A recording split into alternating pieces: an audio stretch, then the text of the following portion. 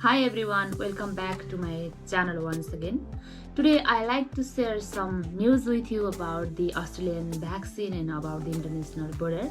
Education Minister Ellen Tosh said today they don't have any concrete timeline to get back international international student into the Australia. You can see this short news. I don't know the answer to that question. We've never set concrete deadlines for when large numbers of international students can come back. I'd said a few weeks ago, Tom, that I was increasingly hopeful that larger numbers would be able to come back for semester one of next year. And I'm still hopeful that that might be the case, but I certainly can't provide guarantees.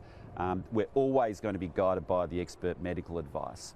In the short term, though, we've been very clear to the states and territories and to the universities themselves that we will consider proposals for them, from them, which allow pilots of international students to come in if the quarantine beds for international students are above and beyond the quarantine beds which are there for returning Australians, and if their chief medical officers give us the assurance that that would be done in a very safe manner.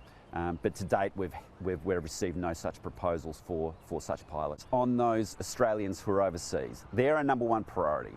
And that's why we've been consistent in our view to the states and territories and to the university sector that if you want us to even consider a pilot, the quarantine beds must be above and beyond the beds which are set aside for returning Australians, because returning Australians are our priority and always will be. Things that we'll have to consider down the track. International students tend to come here, they tend to stay for a few years, they spend money here, and so they have been important for our economy and for our society. But we're just not in the position to be making concrete decisions in relation to these matters. Again, we'll take advice from the expert medical panels on this, particularly in relation to the efficacy of the vaccines and whether or not, if you have the vaccine, we've got quite good certainty that you won't get seriously ill, but there isn't the certainty yet as to whether or not you can still transmit the virus, and that still needs to be worked through. अनि अर्को update चाहिँ important के रहेको छ भने सबैलाई एउटा confuse बनाइदिएको न्युज थियो 2-3 दिन भन्दा अगाडि के भन्दा अब 2024 मा मात्रै बोर्डर अब इन्टरनेसनल ट्राभलर आउन सक्ने र नियमित अस्ट्रेलियाको भनौं न उडान हुन सक्ने भनेर भनिएको न्युज थियो। यो चाहिँ अब कस्तो पोइन्ट अफ भ्यूबाट बुझ्न सकिन्छ र हो रियालिटी भने इन्टरनेसनल बोर्डर अब कोभिड भन्दा पहिला नर्मल जस्तो थियो त्यस्तो अवस्थामा आइपुग्नलाई 2024 सम्ममा लाग्न सक्छ भनेर एउटा न्युज आएको थियो र यो नै तथ्य न्युज होइन कि 2024 मा मात्रै इन्टरनेसनल बोर्डर सुचारू हुन्छ भन्ने कुरा। त्यसरी नआतिनु होला है, जुन पनि अब अस्ट्रेलियन एक्सपर्टहरूले एउटा दिएको एउटा कन्सर्न हो र 2024 सम्ममा मात्रै अब नर्मल अवस्थामा अस्ट्रेलिया फर्किन्छ भन्ने एउटा उनीहरूको विचार हो। किनकि अब भ्याक्सिन रोल आउट अस्ट्रेलियामा अब रोकिएको छ कामहरू है, सुचारू रूपमा भएको छैन। जम्मा पपुलेसनलाई भ्याक्सिन गराउन पनि यति गाह्रो भइरहेको छ अस्ट्रेलियन सरकारलाई।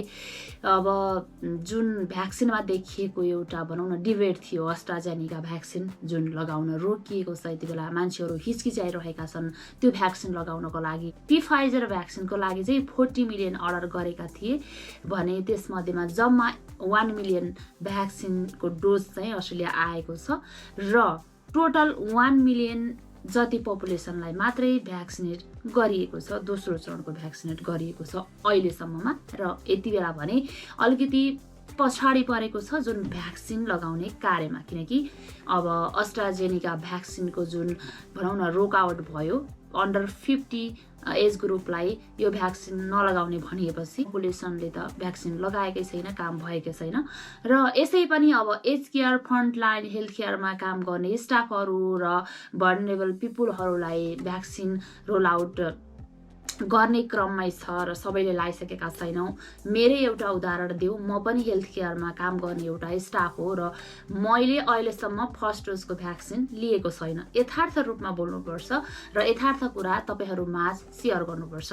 र मैले अहिलेसम्म फर्स्ट डोजको भ्याक्सिनै लिएको छैन र मैले कहिले पाउने हो र हाम्रो हेल्थ केयरको भनौँ न अफिसलाई नै थाहा छैन भने एउटा अन्यलमै छ, एउटा भनौँ न गुड प्लानिङमा छैन अस्ट्रेलिया।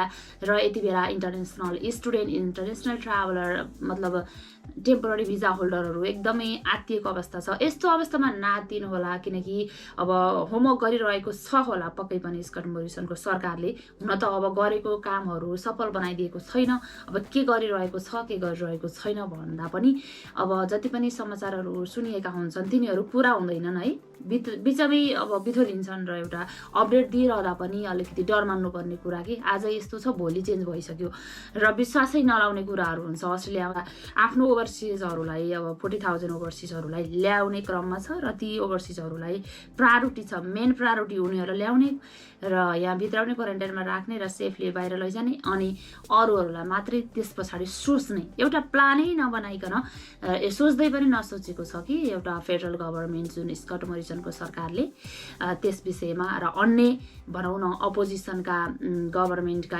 एमपीहरूले चाहिँ डिबेट गरिरहेका छन् कि स्कट मोरिसनको यो सरकारले अस्ट्रेलियाको इकोनोमिक डामाडोल बनाउने भयो र कति बिलियन भनौँ न अब इकोनोमिक चाहिँ डाउन भइसकेको छ। अब त्यत्रो इन्टरनेसनल स्टुडेन्टहरू आउँथे र त्यत्रा टुरिस्टहरू आउँथे र अस्ट्रेलियाको इकोनोमिक अगाडि बढाउँथ्यो भने यति बेला अलिकति सङ्क्रमण भइरहेको छ र यो डिबेट आइरहँदै पनि अस्ट्रेलियन सरकारले फेडरल गभर्मेन्टले केही एउटा ठोस कङ्क्रिट निर्णय नल्याएको भनेर आजको न्युजमा अब एजुकेसन मिनिस्टर एलेन टडले पनि भनेका छन्। उनले अब एजुकेसन भन्ने बित्तिकै इन्टरनेसनल स्टुडेन्टहरूको पाटो नै हेर्छन् र उनले त्यही स्टेटमेन्टलाई दोहोऱ्याएका छन्। मैले अगाडि नै भनेको छु 2022 को फर्स्ट सेमेस्टरमा मात्रै इन्टरनेसनल स्टुडेन्टहरू यहाँ ल्याउने र त्यो मात्रै सम्भव छ, त्यहाँभन्दा अगाडि छैन भनेर उनले स्टेटमेन्ट दिएका छन् र उनी त्यही स्टेटमेन्टमा अडिग रहेका छन्। यसरी बुझ्नुपर्दा अब जे न्युज आए पनि आत्तिनु भएन है। अब अवश्य पनि 2022बाट चाहिँ अब आउँछन् भन्ने हामीलाई एउटा भरोसा छ, ठुलो भरोसा छ। 2021 को आज अप्रिल है,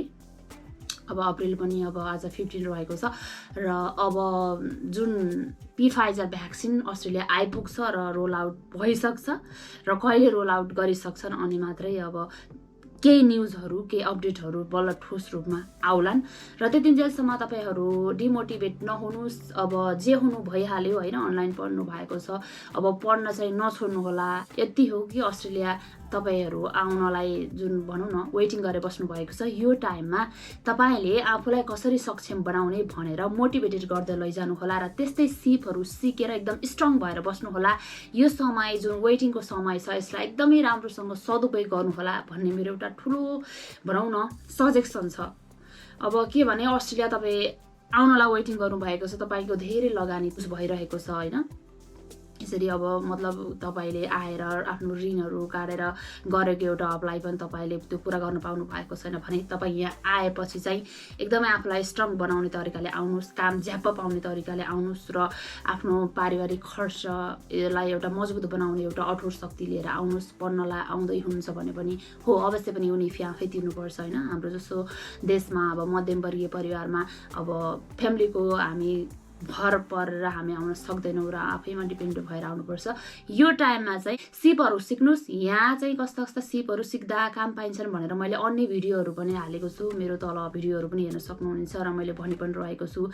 यहाँ चाहिँ एकदमै सिपयुक्त काम भनेका रेस्टुरेन्टहरूमा काम पाउन सजिलो छ। अस्ट्रेलियामा होटल लाइन एकदमै बिजी छ र रिजनल अथवा मेजर सिटीहरूमा आउँदा पनि तपाईँले एकदमै सिप लिएर आउनुपर्ने भनेको रेस्टुरेन्ट लाइनको पनि हो। हुन त तपाईँ अब इन्जिनियरिङ सेक्टरमा काम गर्ने, आइटी सेक्टरमा काम गर्नेहरू हुनुहुन्छ भने त्यो कुरा छुट्टै भयो। एक्ज्याक्ट यही गर्छु नतोकिएको र के काम पाइन्छ त्यही गर्छु भन्नुहुन्छ भने कफी मेकिङ, कफी मात्रै आउनुहोस्, एकदमै काम लाग्छ। क्याफेमा काम पाउनुहुन्छ। त्यसै गरी सलादहरू काट्न मात्रै जानेर भए पनि आउनुहोस्। तपाईँहरूले रेस्टुरेन्टमा ल्याडर सेक्सनमा काम पाउनु सक्नुहुनेछ।